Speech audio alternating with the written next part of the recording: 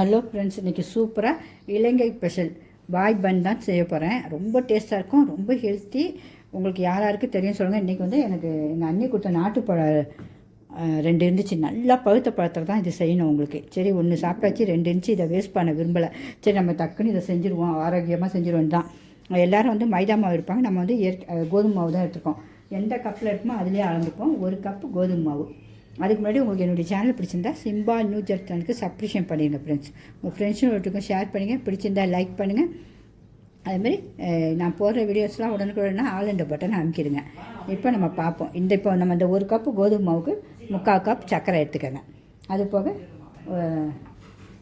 நல்லா ஒரு 1/4 கப்பு போல் தேங்காய் நான் பத்தையாக எடுத்துருக்கேன். நீங்கள் திருவிக்கிங்க. ஏன்னா எனக்கு இப்போ வந்து நம்ம கிச்சனை ஆல்ட்ரேஷன் பண்ணுறதுனால ஒரு வேலையும் செய்ய முடியல.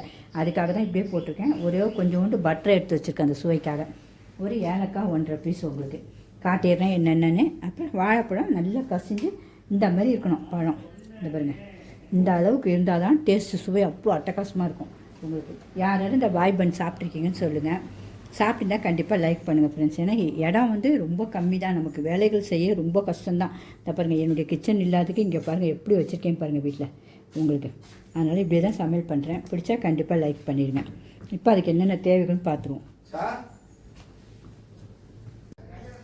இப்போ ஸ்டவ் பற்ற வச்சுருவோம். இந்த பட்டர் எதுக்குன்னா நம்ம தேங்காவை வறுக்கிறதுக்கு தான், வேறு ஒன்றும் இல்லை. தேங்காவை திருவி வறுத்துக்கங்க. எல்லாமே நம்ம அரைக்க தான் போகிறோம் உங்களுக்கு. சட்டி காயட்டும். இந்த பாருங்க, அந்த வீடியோ மிஸ் ஆகிடுச்சு. பட்டர் போட்டு ஏலக்காய் தேங்காய் போட்டு வறுத்துடுறோம். நல்லா கொஞ்சம் வறுபடும் போது சுவை டேஸ்ட்டாக இருக்கும். அது பாட்டுக்கு வறுக்கட்டும், ஸ்லோலியாக இருக்கட்டும். அதுக்குள்ளே நமக்கு இங்கே என்னென்ன தேவைகள்னு பார்த்துருவோம் உங்களுக்கு. இப்போ இந்த 1 கப்பு உங்களுக்கு கோதுமை மாவு. மைதா மாவு என்ன மைதா மாவு, மைதா மாவு நான் எடுக்கலை. சுவைக்கு கொஞ்சம் உப்பு, சுவையை தூக்கி கொடுக்கறதுக்கு ஒரு சிட்டிக்கை. இந்த அளவு நம்ம அழகாக பொருள் வச்சு யூஸ் பண்ணுவோம். இப்போ முடியாத சூழ்நிலைக்கு இப்படி பண்ணுறோம். கண்டிப்பாக நம்ம சமையல் சோடா போடணுன்ட்டாங்க. பேக்கிங் சோடா கண்டிப்பாக போடணும். அப்போ போட்டால் தான் அந்த சுவை வரும்ன்ட்டாங்க. அதனால் எனக்கு சேர்க்க மாட்டேன். இப்போ உங்களுக்கு காட்டுறதுக்காக அந்த ஒரு பிஞ்சு. ஏன்னா நீங்களும் பார்க்கணும். ஒரு கையிலேருந்து சும்மா ஒரு சிட்டிக்கை எடுத்துக்கங்க. ஏன்னா அது போட மாட்டோம். இதில் கண்டிப்பாக போடணுன்னா போட்டாச்சு. இது அப்படியே இருக்கட்டும். அதுக்குள்ளே அது வறுபடட்டும்.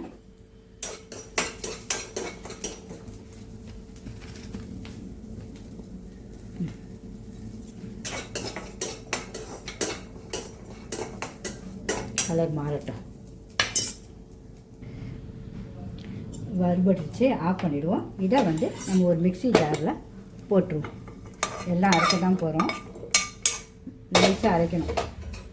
இப்போ இந்த வாழைப்பழத்தையும் பிரித்து போட்டுருவோம்.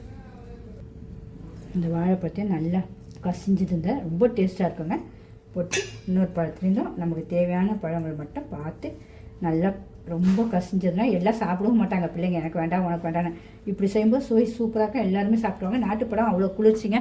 யாராருக்கு தெரியும் சொல்லுங்கள். பிடிச்சிருந்தா கண்டிப்பாக லைக் பண்ணுங்கள். இப்போ சுகர் அடுத்தது. நம்ம எடுத்த கப் அளவு சுகர். நான் வந்து இந்த ஒரு அரை தான் எடுத்துருக்கேன். ஏன்னா பழம் வந்து செம இனிப்பாக இருக்கும் உங்களுக்கு. அதனால் அரை தான் எடுத்துருக்கேன். பத்தலைன்னா கொஞ்சம் போட்டுக்குங்க. உங்களுக்கு வேணுன்னா கூட குறைச்சி போகிறது உங்கள் இஷ்டம். இப்போ அதை நல்லா மிக்சியில் அரைச்சிட்டு வந்துடணும். இப்போ அதெல்லாம் நான் மிக்சியை காட்டும் உங்களுக்கு கிச்சன் க்ளீனாக இல்லைனால காட்ட முடியாது. இதை அரைச்சிட்டு வந்துடுறேன் நைஸாக. அது இந்த மழை டெய்லி சென்னையில் மழை பெய்ய பார்த்தீங்கன்னா ஈவினிங் சாயங்காலம் செஞ்சு கொடுங்க. அவ்வளோ டேஸ்ட்டாக இருக்கும் இந்த பாய் பன். அதுக்காக தான் உங்களுக்கு போட்டேன். எவ்வளோ வேலை இருந்தாலும் சரி நம்ம செய்கிறத பிள்ளைங்க பார்க்கட்டும், கண்டிப்பாக செஞ்சு சாப்பிட்டோம். சுவை அவ்வளோ மொறுன்னு இருக்கும். வெளியே உள்ள சாஃப்டாக இருக்கும். இந்த பாருங்க, இப்போ இந்த நைஸுக்கு அரைச்சாச்சு உங்களுக்கு. இந்த அளவு அரைச்சிட்டு அவ்வளோ சூப்பராக இருக்கும். பழம் செம்ம இனிப்பான பழங்க. அதனால் பார்த்து போட்டுக்கோங்க. பழத்துக்கு தக்க தான் நம்ம சர்க்கரை போடணும்.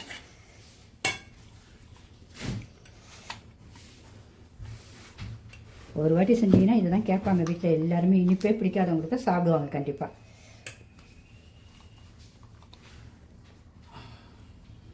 இப்போ வந்து தண்ணி ஊற்றக்கூடாது. ஃபஸ்ட்டு நல்லா கலந்துக்கங்க. நல்லா அடித்து தண்ணி தேவைன்னா தான் போனேன்னா இதில் நம்ம சர்க்கரையும் இந்த பழம் இருக்கனாலே கொஞ்சம் தண்ணி ஆகும், இலக்கம் கொடுக்கும்.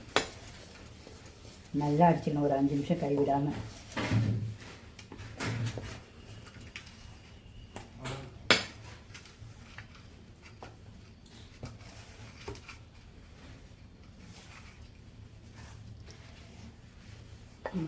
5 நிமிஷம் அடிச்சுட்டு பார்ப்போம். இப்போ கொஞ்சோண்டு தண்ணி கையிலேயே பிசைஞ்சிடுவோம். தண்ணி நல்லா சாஃப்டாக இருக்கும். இந்த பிசைடு நல்லா பிசைடு தக்க தான் அது நல்லா உப்பி வரும். இன்னும் கொஞ்சம்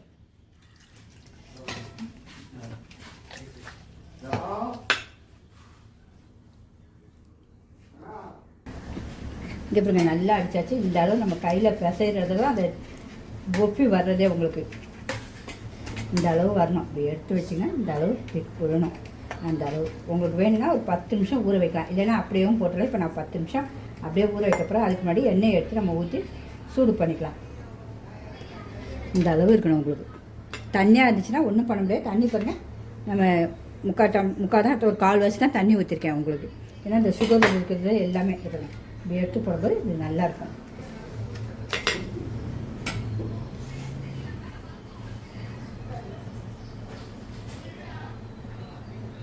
இப்போ ஆயில் ஊற்றிடுவோம். ஸ்டவ் பற்ற வச்சுருவோம். சுற்றுவோம்.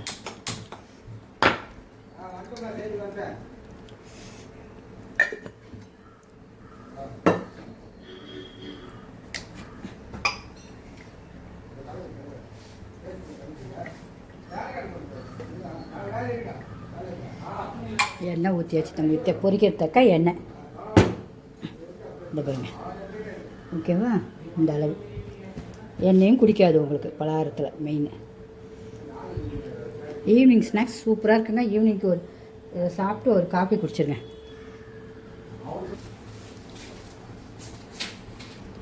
சட்டி சூடாகிடுச்சு. இன்னும் போட போகிறோம். அதுக்கப்புறம் நம்ம வேலை செய்கிறவங்களுக்கு பாலும் காய்ச்சி வச்சுருக்கோம். இனிமேல் டீ போடும்போது போண்டாவும் போட்டு கொடுத்துருவோம். இந்த வாய் பண்ணும் போட்டு கொடுத்துருவோம். இந்த பாலும் ரெடியாக இருக்கா உங்களுக்கு.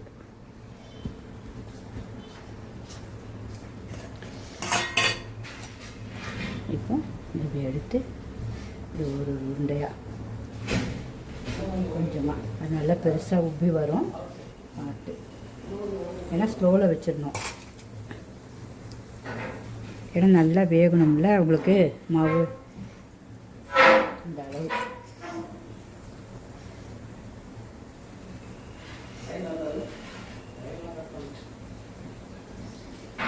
எண்ணெய் இருக்கிறதுக்க போட்டுக்கலாம். வாழைப்பழம் எல்லாம் சேர்ந்து நல்ல ஒரு வாசனை. வேகட்டும். வெந்தோன்னா மாற்றி போடுவோம். இப்போ பாருங்கள் நல்லா வெந்துச்சு. எவ்வளோ வேலை செய்கிறவங்களாம் இருக்குன்னா கொஞ்சம் ஸ்லோவாக அப்படியே பேசிகிட்டே வேலை செய்கிறேன். ஏன்னா ஈவினிங் அவங்களுக்கு எல்லாத்தையும் கொடுத்துருவோம். இதை இந்த அளவு இப்படி மாற்றி போடுங்க. நல்லா புஷ்ஷுன்னு வருங்க. வாழைப்பழமும் பழுத்த பழம் நம்ம வேஸ்ட் பண்ணவே வேண்டியதில்லை. அவ்வளோ ஒரு டேஸ்ட் இருக்கும். செஞ்சு பார்த்துட்டு கண்டிப்பாக வாய் பண்ணி எப்படி இருந்துச்சு உங்கள் இலங்கை ஸ்பெஷல். நான் செஞ்சுருக்கும்போது கருப்பட்டி போட்டேங்க. அவ்வளோ ஒரு டேஸ்ட்டுங்க. இனிமேல் இதுவும் நல்லா வரட்டும் உங்களுக்கு. ஸ்டவ்வும் பாருங்கள் இவ்வளோ ஸ்லோவில் தான் எரியணும். உங்களுக்கு தெரியுதான் தெரியல. இவ்வளோ ஸ்லோவில் தான் இருக்கணும். ஏன்னா வேகணும் உங்களுக்கு. இந்த பாருங்க 2 பக்கமும் நம்ம மாற்றி போட்டாச்சு. ஒரு சொட்டு எண்ணெய் குடிக்கல. மெயின் அதுதாங்க நம்மளுடைய பலகாரத்தில். ஒரு சொட்டு ஆயில் குடிக்காது. சாஃப்டாக இருக்கும். மெத்து மெத்துன்னு எல்லாத்தையும் எடுத்துவோம். எல்லாருமே செஞ்சு பாருங்கள் கண்டிப்பாக.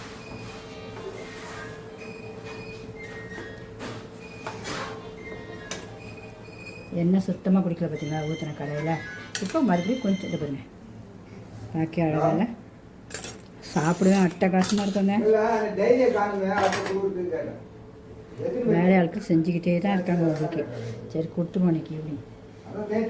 அடுத்த செட்டையும் போட்டுருவோம். நீங்கள் கரெக்டான பக்கம்னா இது விழும்போதே விழுந்துடும். சூப்பராக போண்டாக்கு உங்களுக்கே தெரியும். ஒரு சின்ன வேலை இருக்கும் வீட்டில் எவ்வளோ வேலைன்னு. கிச்சன் இவ்வளோ மோசமாக இருக்குமோ உங்களுக்கு நான் பாருங்கள். சரி ஈவினிங் செய்கிறத அப்படியே போட்டுருவோம். உங்களுக்கு ஒர்க் கொடுக்கறதுக்கு எல்லாத்துக்கும். காஃபியோட 2 ஓகே. இன்னும் வேகட்டும். வெந்தோடனே எடுத்துருவோம். வெந்துருச்சு.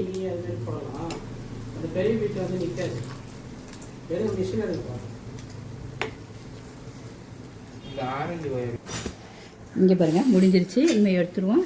ஸ்டவ் ஆஃப் பண்ணிட வேண்டியதான். எண்ணெய் ஒரு சொட்டு குடிக்கலங்க. நம்மளுடைய பலகாரங்களில் குடிக்காத மாதிரி சுத்தமாக எண்ணெய் குடிக்கலாம் பாருங்கள். சுவையும் அவ்வளோ டேஸ்ட்டாக இருக்கும். வெளியே கிறிஸ்பியாக இருக்கும், உள்ளே அவ்வளோ சாஃப்டாக இருக்கும். இந்த வாய்ப்பன் எல்லாருமே செஞ்சுருங்க இலங்கை ஸ்பெஷல். இப்போ ஈவினிங்க்கு நான் இதை செஞ்சுட்டேன்.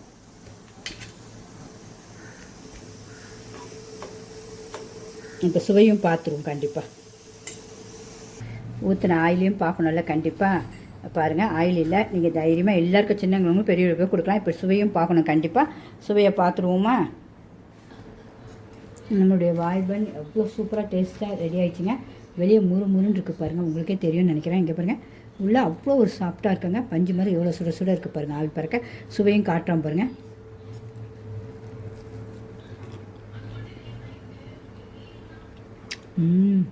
வேறு லெவலுங்க.